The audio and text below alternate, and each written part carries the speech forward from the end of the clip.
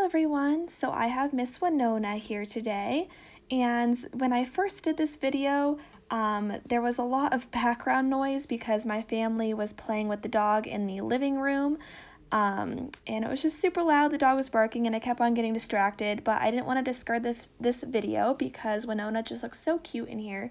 So here's the voiceover. I'm sorry my hand motions are definitely not going to go with what I'm saying, but that's okay.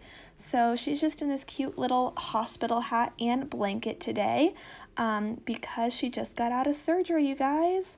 I decided to put a little bit of extra weight in her head, and it did feel like a very extensive process. I've added weight to other dolls before, but her head was just so small, so it was hard to get the weight that I wanted in there, but I'm really happy with the results. She is even more cuddly now, and I love it. And while I was doing this whole process, I was kind of thinking that when I first started collecting, I really did not make a whole lot of alterations to my dolls. And I was kind of just thinking about how my progression in this hobby sort of went and why it is more important for me now to sort of make little adjustments to my dolls so that they are perfect for me. And I was just going to put her in this little outfit while I kind of continue talking about this topic. So it's this very pretty teal shirt, and I don't really know what pants to put with it. I was thinking either the striped ones or the purple ones, but the purple ones are really big. They're size 0 to 3, so I don't know if that's going to work. I'll probably go with the striped. And then, of course, we need accessories, so I'm probably going to do a hat and bow as well. And she's just naked under here, so, enjoy the diaper look once I unwrap her. So anyway, back on to the topic. So when I first started, I got a doll, and I was just so happy and so glad that I was able to afford this doll because it was something that I had to work really, really hard for, and it was a goal that took a lot of time. So when they got to me, I kind of thought that they were perfect. They were perfect in my eyes. And not that the babies that I get now are not perfect, but I feel like as you kind of go through this hobby, you are able to spend a little bit more and a little bit more each time just because you've already invested a little bit, and so it's easy to add another $50 or another $100 and so on. So I just feel like as you get a little bit further, your taste in the art, I guess, sort of refines, and there's certain things that you find that you really love and certain things that you find that you just need something a little bit different. So one of the most common adjustments, which I think is the easiest adjustment to make, because I feel like there's different levels of alterations or adjustments or little things that you could fix or add to your doll. And so I feel like in this situation, it's probably like I said, the easiest one, just adding weight. And I've done that to 2 other dolls before, so I'm not like really experienced at it. If you guys have any questions, I would definitely go to YouTube for that and look at a couple of videos because that's how I did it. And I think that it's super important to be able to add weight to your dolls because I think a lot of people bond by the sort of pressure and the feel that it gives, because I think that if your doll doesn't feel very realistic, it doesn't feel like you're holding a real baby, which wouldn't be as therapeutic.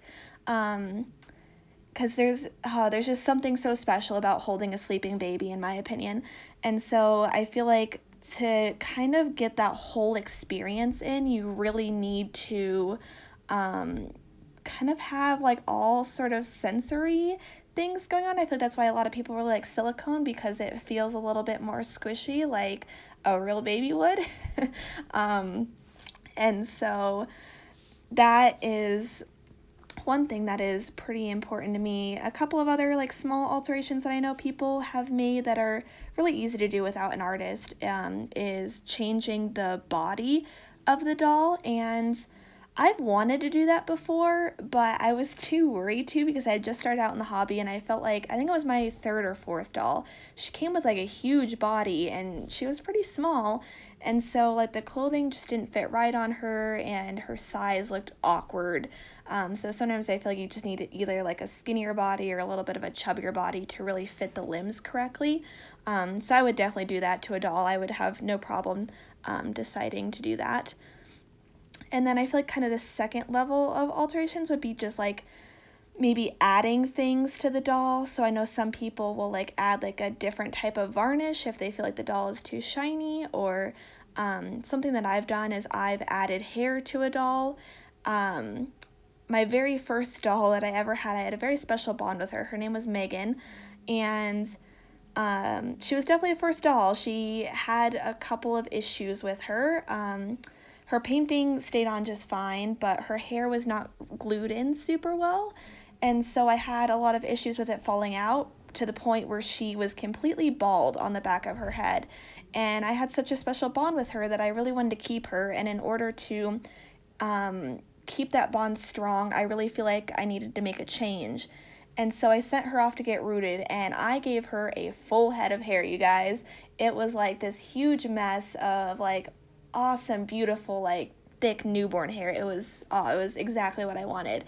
And that really helped me kind of regain that bond with her, and I thought that was amazing. And there have been dolls that I've had that were like a little bit shiny in some parts, but it didn't really bother me too much, so that wasn't really like a huge concern to me. I feel like I'm nitpicky to a point, like certain things will really bother me and other things I feel like I can sort of ignore. And then I feel like, oh my gosh, she looks so cute in this, you guys. I'm looking at the video like while I'm doing the voiceover, and my goodness, I love this doll so much. She is just the most beautiful little thing I've ever seen in my life. And I feel like also as you go further along in the hobby, you sort of pick babies that are not going to need alterations. So unless it was like a super sold out kit that I really wanted, because I do like a lot of the older kits, it kind of like makes me reminisce of the older days when I had more time to spend with the dolls. So I do notice that I prefer a lot of kits that were made about 5-ish years ago, because I feel like that was my prime time in the hobby. Not that I'll peak again, or not that I won't peak again, but I feel like that was a really good time for me. And so I do pick a lot of kits that are like that. And, you know, as dolls get a little bit older, they do start to have a little bit of issues with paint rubbing a little bit, and sometimes their hair falling out. So there might be a certain situation where I decide to get a doll where I know that it has an issues that I know that I want to fix. But most of the time when I am picking out a doll, I want it to get there and I want it to be perfect for me. And that's definitely how I felt with Miles when I got him. I was obsessed, immediate bond. There wasn't anything like delaying that bond that I needed to happen before I could really interact with that doll. Same thing with Winona. Her head was a little bit light, but that honestly was such a minor thing that it did not delay my bonding with her whatsoever. In fact, I feel like I have an extremely special bond with Winona, and so I love that. So those are kind of all the alterations that I've made to my dolls, but I kind of want to talk about sometimes when people take it one step further, which is completely stripping a doll and having an artist repaint it. I have a couple different viewpoints on this, and first off, I just want to say that I think everyone should be able to do what they would like with the doll, because it's your money and it's your doll, and I think that's to have a special bond with a doll, sometimes things just have to be changed a little bit, and that kind of goes against my artist point of view, which I'm about to say. So a lot of you guys know that I am super into art, and I love doing art. However, I am not a Reborn artist. I really like doing more 2D art, so drawing and painting. Every once in a while I do sculpture, but not super often. And as an artist, I feel like I am critical of my work, but I can also be very proud of my work. So I feel like if I spent a fair amount of time, let's say I bought a kit and I spent, let's just say, a month, maybe even 2 months, just working on this baby and trying really hard to make it as beautiful as I possibly could. And let's just say that this kit that I bought to Reborn all of a sudden sold out, and it's this really long wanted kit. And by the time I finally decide to put this doll that I created up for sale, someone buys it because it is a long sought out for kit, but then they decide to strip it. I feel like as an artist, that would totally crush my soul. And so when I see a lot of these people deciding to strip babies just due to the fact that the kit is long sold out, in a way, like, it kind of hurts my heart. Like, I love seeing the before and after because, you know, they're really, really talented artists who has many years of experience, just does such a wonderful job. But at the same time, I'm like, oh, that poor person who, like, did the original art on it must feel, like, horrible about that. However, I feel like there definitely are some people that are not very passionate about the reborn hobby and just decide to start reborning because they see that these dolls are selling for really high prices. Like, let's just say that they decide to find a kit that they know is really sought after, and they do it just horribly on purpose, like, you know, just throw some paint on it and pour some marbles and call it good. There are people like that, so I understand maybe, like, in that aspect, someone wanting to change it, but I feel like there are very, very few people who are like that. I feel like most people who are artists are extremely passionate and caring people. So it's just my thoughts on it. And another reason that people kind of like completely strip or redo their doll is because it was like one of their very first babies and it has a very big sentimental value. But kind of like what I was saying with Megan earlier, you're just not bonding because of one reason or another, and it could just be the style of painting. Some people like different styles of paintings than others. I'm personally really big into the newborn style painting, like this baby right here. And so some people will get their dolls changed to their more refined taste, if that makes sense. So let's just say they bought this like doll because it was a really good price when they first started, and now they have experienced a lot of different types of art and they just want to upgrade it. I sort of get that. They probably have had it for a while, and so the artist that created the doll has probably gained a lot of experience since then and doesn't really mind that the collector decided to do that. So I feel like that is, like, you know, kind of explainable. That makes any sense. I'm kind of going off on like a couple different rants here, but I hope you guys sort of get what I'm saying. And I would definitely like to know in the comments about how you guys feel about making these different alterations to your dolls, and if it's important to you, and sort of what the extent that you would go to.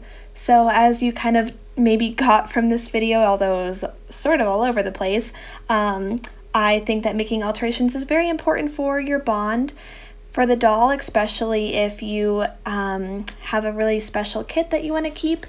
And the farthest I think I would ever go, though, is sort of just adding to the artist's original work. I don't think that I would be able to have a doll stripped. I don't know, I feel like that would just sort of be a little bit too far for me because I typically don't have forever babies, as you guys kind of heard. I did sell my very first doll and a lot of dolls after that. I think the longest I've ever kept a doll is 5 years, which is still pretty long. But I already know myself, and I know that I really like to sort of upgrade my collection, as we were talking about earlier. But anyway, I hope you guys are having a great day. Bye-bye.